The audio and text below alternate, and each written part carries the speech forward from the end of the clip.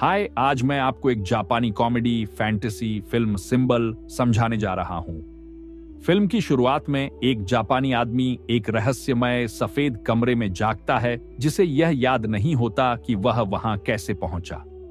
यह एक बड़ा कमरा पूरी तरह से खाली है, जिसमें न तो कोई दरवाजा है और न ही कोई खिड़की। अजीब बात यह है कि वहां कोई छत भी नहीं है, बस ऊपर से आती हुई एक अनंत रोशनी है। और इस पूरे माहौल से उलझन में वह आदमी धीरे धीरे उठता है और जगह का निरीक्षण करने लगता है। जैसे ही वह दीवार के पास जाता है, उसे एक अजीब सी चीज बाहर की ओर निकली हुई दिखाई देती है। वह आदमी उसे कुछ देर रगड़ता है और फिर उसकी नोक को दबाता है, जिससे अचानक हजारों छोटे छोटे फरिश्ते दीवारों से बाहर आने लगते हैं। वे कुछ सेकंड के लिए पागलों की तरह हंसते हैं और जिस तरह से छोटे छोटे फरिश्ते आए थे, उसी तरह गायब भी हो जाते हैं। हालांकि उन फरिश्तों ने उस आदमी के लिए एक तोहफा छोड़ जाते हैं, जो है उनकी चोंचें। अब इन चोंचों में से हजारों की संख्या में दीवारों से बाहर निकली हुई है। जो कुछ वह देखता है, उससे हैरान होकर आदमी जोर जोर से चिल्लाने लगता है। वह मदद की भी गुहार लगाता है, लेकिन जैसा कि उम्मीद थी, कोई जवाब नहीं आता। जब वह अपने छोटे से गुस्से का इजहार कर लेता है, तो वह बटन को बिना सोचे समझे दबाने लगता है।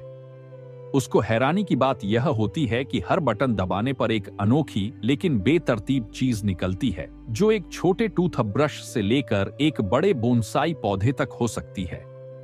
आदमी यह भी जान जाता है कि अगर वह एक ही बटन को बार बार दबाता है, तो वही चीज बार बार निकलेगी। कई घंटे बीत जाते हैं और कमरा सैकड़ों बेतरतीब चीजों से भर जाता है। खास तौर पर आदमी ने एक गुलाबी गेंद को अपनी पसंदीदा बना लिया है, और जब वह इसके साथ खेल रहा होता है, तो गलती से एक बटन दबा देता है, जिससे कुछ सुशी निकलती है। इससे आदमी खुश हो जाता है, लेकिन उसे यह जानकर निराशा होती है कि वहां सोया सॉस नहीं है। वह कुछ बेतरतीब बटन दबाता है, लेकिन हर बार उसे सिर्फ और सिर्फ सुशी ही मिलती है।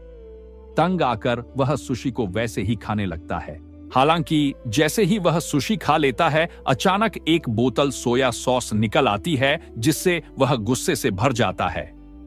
बाद में उसे 3D चश्मे की एक जोड़ी मिलती है, और जब वह उसे पहनता है, तो उसे एक नन्हा फरिश्ता दिखाई देता है, जो उसकी चोंच की तरफ इशारा कर रहा होता है। यह देखकर आदमी उत्साहित हो जाता है, क्योंकि उसे लगता है कि उसने बाहर निकलने का रास्ता ढूंढ लिया है। दुर्भाग्यवश जब वह उस बटन को दबाता है, तो ऊपर से एक विशालकाय पिछवाड़ा प्रकट होता है और उस पर गैस छोड़ता है, जिससे वह बेहोश हो जाता है। कई घंटे बाद हम देखते हैं कि आदमी एक विशेष मंगा पढ़ रहा है। पता चलता है कि वह पहले ही 5 वॉल्यूम खत्म कर चुका है, लेकिन जब वह बटन दबाता है और छठी वॉल्यूम मांगता है, तो उसकी जगह 7वीं वॉल्यूम निकल कर आती है। गुस्से में वह बेतरतीब बटन दबाने लगता है, जिससे 8वीं, 9वीं और 10वीं वॉल्यूम निकलती है। हालांकि इनमें से एक बटन अप्रत्याशित रूप से उसके पीछे एक रहस्यमयी दरवाजा खोल देता है। आदमी बेहद खुश हो जाता है कि उसने आखिरकार इस कमरे से बाहर निकलने का रास्ता खोज लिया है, लेकिन अपनी खुशी में वह भूल जाता है कि उसने कौन सा बटन दबाया था। इसलिए वह फिर से बेतरतीब बटन दबाता है, जिसमें से एक बटन से एक अफ्रीकी आदिवासी दौड़ते हुए कमरे में आ जाता है, जबकि दूसरा बटन दबाने से उसके सिर पर पानी गिरने लगता है।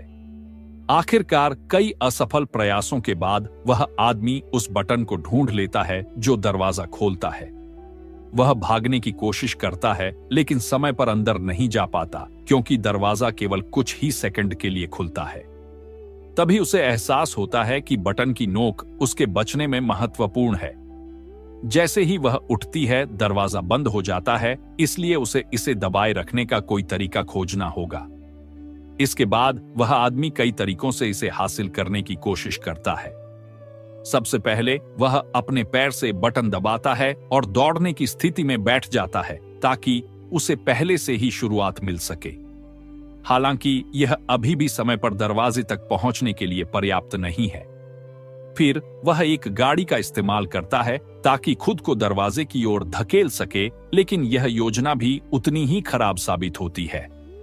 वह विभिन्न वस्तुओं जैसे मच्छर मारने वाले रैकेट, रस्सियां और यहाँ तक कि पंखों का भी उपयोग करने की कोशिश करता है, लेकिन इनमें से कोई भी परिणाम नहीं देता।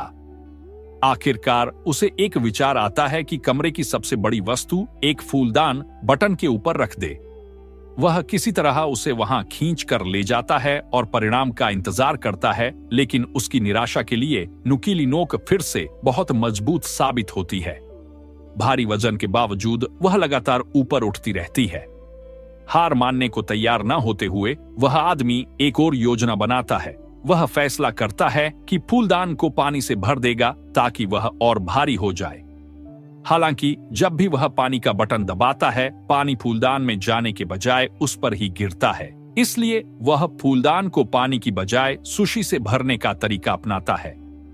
करीब 1 घंटे बाद आखिरकार फूलदान भर जाता है, लेकिन यह इतना भारी हो गया है कि आदमी उसे हिला भी नहीं पाता।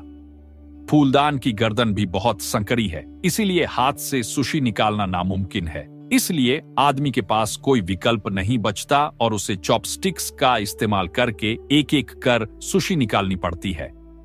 यह काम उसे कुछ और घंटों तक व्यस्त रखता है और जब वह पूरा कर लेता है तो वह इसे बटन के पास ले जाता है, लेकिन तब तक आदमी यह भूल चुका होता है कि दरवाजे की ओर जाने वाला बटन कौन सा है। जब वह एक बटन को आजमाता है तो एक अफ्रीकी आदिवासी व्यक्ति अचानक प्रकट होता है और गलती से फूलदान से टकरा जाता है, जिससे वह 2 हिस्सों में टूट जाता है। यह देखकर आदमी सदमे में आ जाता है और पागलों की तरह चिल्लाने लगता है। जब वह शांत होता है तो वह बटन को दबाए रखने के कुछ और तरीके आजमाता है, जैसे कि उसे सुशी से ढक देना या उस पर टेप लगा देना। दुर्भाग्यवश इनमें से कोई भी काम नहीं करता और आखिरकार वह आदमी हार मान लेता है।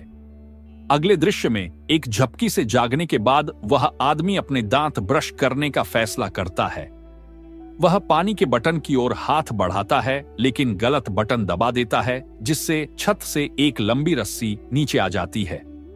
यह देखकर उसे खुशी होती है क्योंकि उसके दिमाग में एक नया विचार आता है। वह रस्सी का इस्तेमाल करता है और बटन दबाने के बाद पूरे कमरे में झूलता है।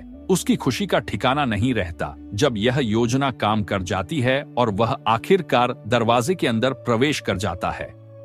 हालांकि अंदर जाकर उसे एक और दरवाजा मिलता है जिस पर ताला लगा होता है। जब उसकी सभी कोशिशें उसे खोलने में नाकाम रहती हैं, तो वह कमरे में लौट आता है। ठीक तभी दरवाजा बंद होने वाला होता है। आदमी इस बात से बेहद नाराज होता है कि वह फिर से असफल हो गया है, इसलिए वह गुस्से में दीवार पर लात मारता है और गलती से एक बटन दबा देता है। उसकी हैरानी की कोई सीमा नहीं रहती जब वह देखता है कि एक चाबी हवा में तैरने लगती है, जो शायद उस गुप्त दरवाजे को खोलने वाली चाबी है। हालांकि पिछली बार की तरह ही जैसे ही बटन का नुकीला सिरा ऊपर उठता है, चाबी तुरंत गायब हो जाती है। अब आदमी को न केवल चाबी वापस लानी है, बल्कि पहले दरवाजे को भी खोलना है। उसे 2 बटन दबाने होंगे और कुछ ही सेकंडों में काम पूरा करना होगा। यह काम एक बड़ा और कठिन है, लेकिन दृढ़ संकल्पित आदमी इतनी आसानी से हार मानने वाला नहीं है। वह उसी रस्सी का इस्तेमाल करता है और दूसरी तरफ झूलकर चाबी तक पहुंचने की कोशिश करता है। हालांकि वह पर्याप्त गति नहीं बना पाता, जिसकी वजह से वह बीच में ही रुक जाता है। कई प्रयासों के बाद वह आदमी जमीन पर गिर जाता है और तभी उसे एक प्लंजर नजर आता है। यह उसे स्पष्ट रूप से एक और चालाक विचार देता है। वह प्लंजर का इस्तेमाल करके खुद को रस्सी पर धक्का देता है, जिससे आखिरकार वह चाबी तक पहुंचने में सफल हो जाता है। फिर वह कमरे के दूसरी तरफ जाता है, पहले दरवाजे का बटन दबाता है और तेजी से वहां झूलकर पहुंच जाता है। केवल दूसरे प्रयास में ही वह सफल हो जाता है और खुशी खुशी दरवाजे के अंदर प्रवेश करता है।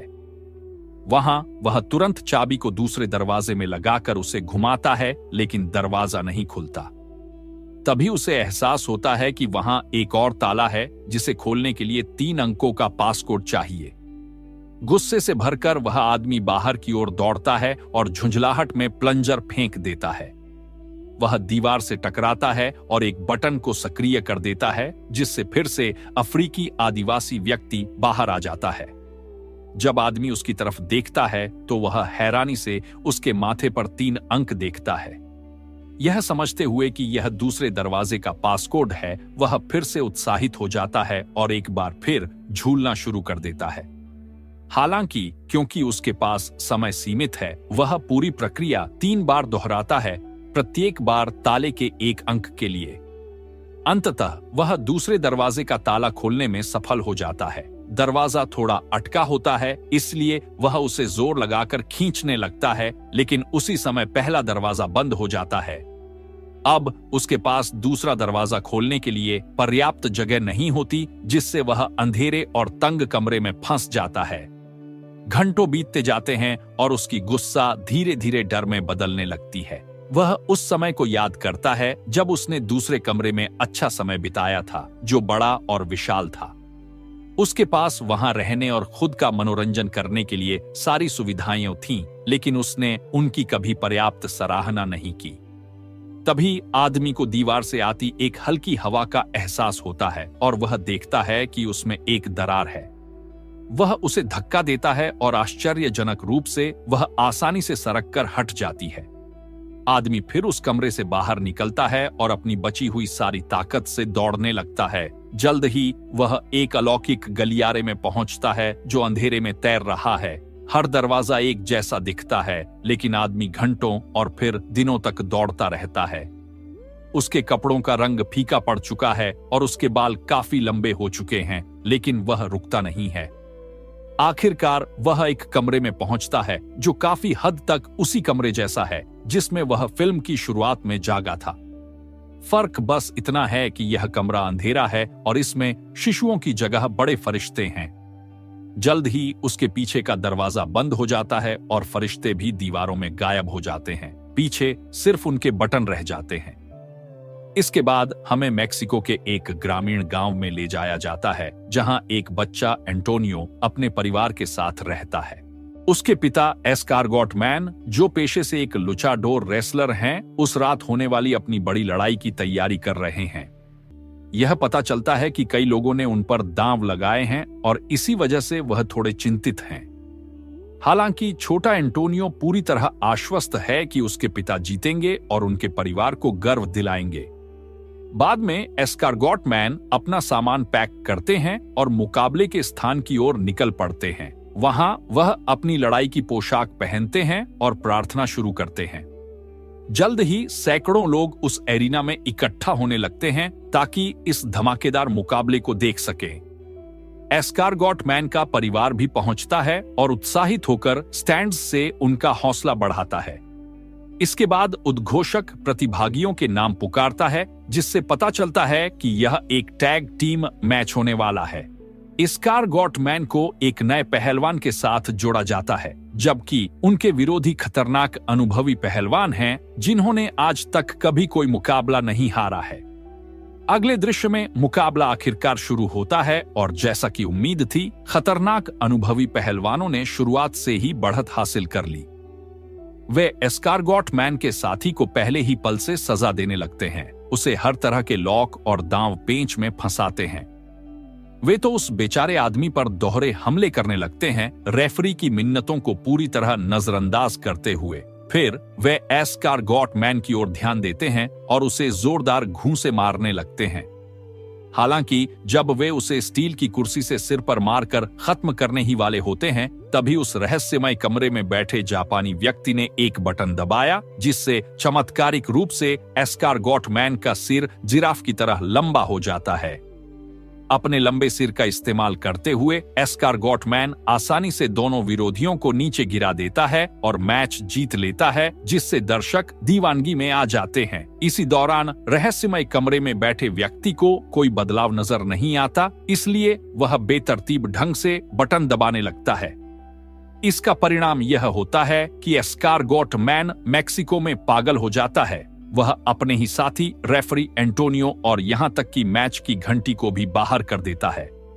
दूसरी ओर जापानी व्यक्ति अलग अलग बटन दबाता रहता है। कमरे में इसका कोई असर नहीं होता, लेकिन पूरी दुनिया में बड़े बदलाव होने लगते हैं।